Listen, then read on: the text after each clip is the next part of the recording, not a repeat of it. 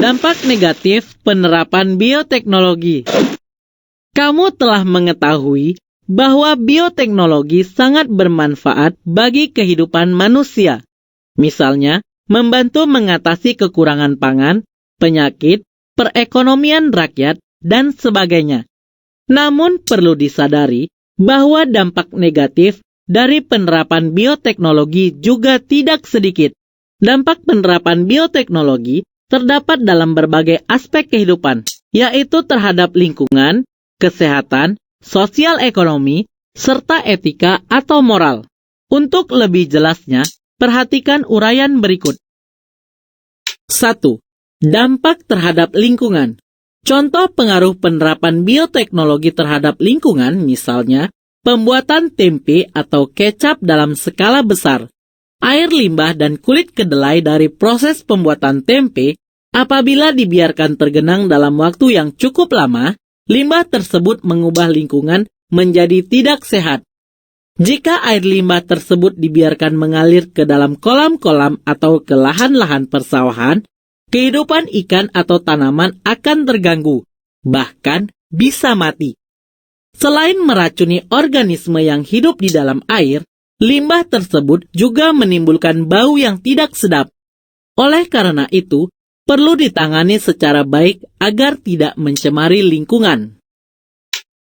Dampak negatif lain terhadap lingkungan akibat bioteknologi seperti gen Bacillus thuringiensis yang ditransfer ke gen tanaman dan menghasilkan endotoksin yang dapat membunuh beberapa jenis insekta tertentu dan mengganggu ekosistem di tanah. Kematian larva kupu-kupu akibat memakan daun gulma mengakibatkan musnahnya jenis insekta tertentu dan dapat mengganggu ekologi insekta. Contoh lain seperti pelepasan makhluk transgenik ke alam bebas. Pelepasan ini dapat menimbulkan dampak seperti pencemaran lingkungan yang cukup berbahaya. Seperti tanaman transgenik yang mengandung virus akan memudahkan terciptanya virus-virus baru yang mungkin lebih intensif menimbulkan penyakit, atau tanaman transgenik mungkin akan menjadi gulma karena dapat menjadi perantara masuknya gen-gen dari gulma. Tanaman transgenik dapat menghasilkan senyawa beracun yang membahayakan organisme lainnya. 2. Dampak terhadap kesehatan. Bir, anggur, air tape, dan whisky merupakan minuman beralkohol hasil dari penerapan bioteknologi.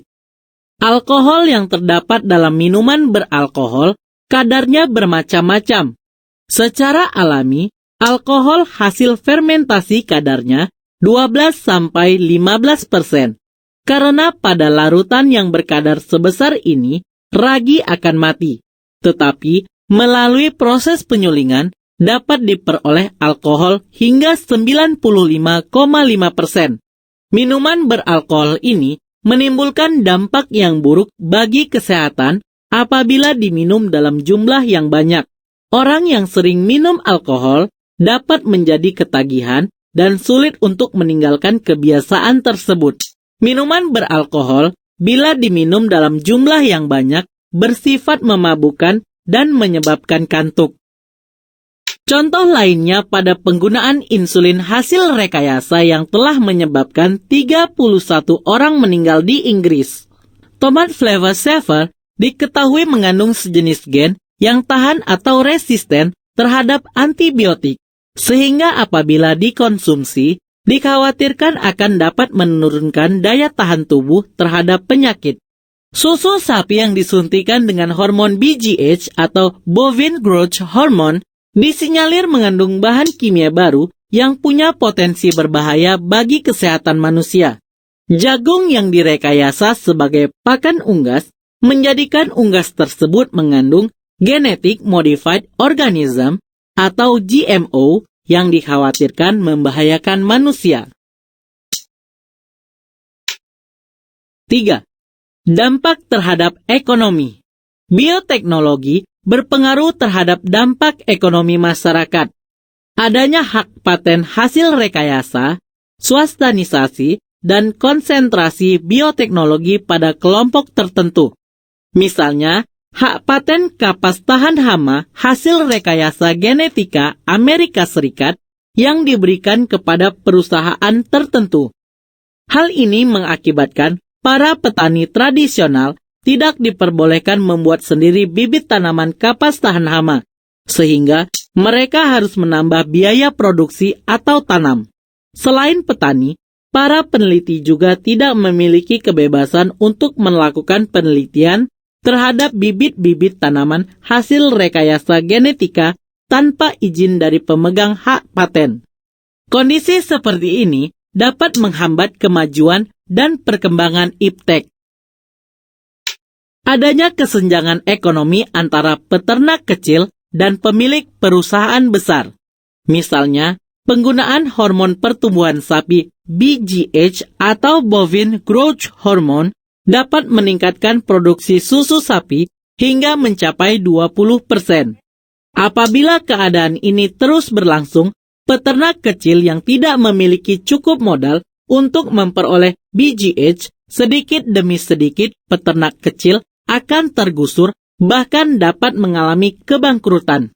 Beberapa hasil pertanian dan perkebunan seperti kopi, tembakau, ginseng, dan coklat juga dapat dihasilkan melalui rekayasa genetika yang akhirnya menyebabkan kerugian bagi negara berkembang penghasil tanaman-tanaman tersebut. Hal ini dapat terjadi karena dengan mengembangkan bioteknologi melalui rekayasa genetika untuk membuat tanaman transgenik, berbagai jenis tanaman tersebut dapat diproduksi secara besar-besaran dan dalam waktu yang relatif sangat singkat, dibandingkan dengan pertumbuhan tanpa rekayasa genetika. 4. Dampak terhadap etika. Menyisipkan gen makhluk hidup lain yang tidak berkerabat dianggap melanggar hukum alam dan sulit diterima masyarakat luas. Tanggapan ini didukung oleh hasil penelitian di Amerika Serikat yang menyatakan bahwa 90% responden menentang pemindahan gen manusia ke hewan. 75% responden menentang pemindahan gen hewan ke sel hewan lainnya. Artinya, sebagian besar responden menganggap pemindahan gen dari satu makhluk ke makhluk lain adalah tidak etis. Contoh lain, bahan pangan transgenik yang tidak berlabel juga membawa konsekuensi bagi penganut agama tertentu. Misalnya, bagi penganut agama Islam, tentunya akan sangat menentang adanya penyisipan gen babi ke dalam tubuh makhluk lain untuk memperoleh makhluk transgenik yang mampu menyediakan bahan pangan atau obat-obatan. Contoh lain, sampai saat ini, cloning masih dipertentangkan serta dianggap merusak nilai etika dan moral karena merusak embrio atau janin.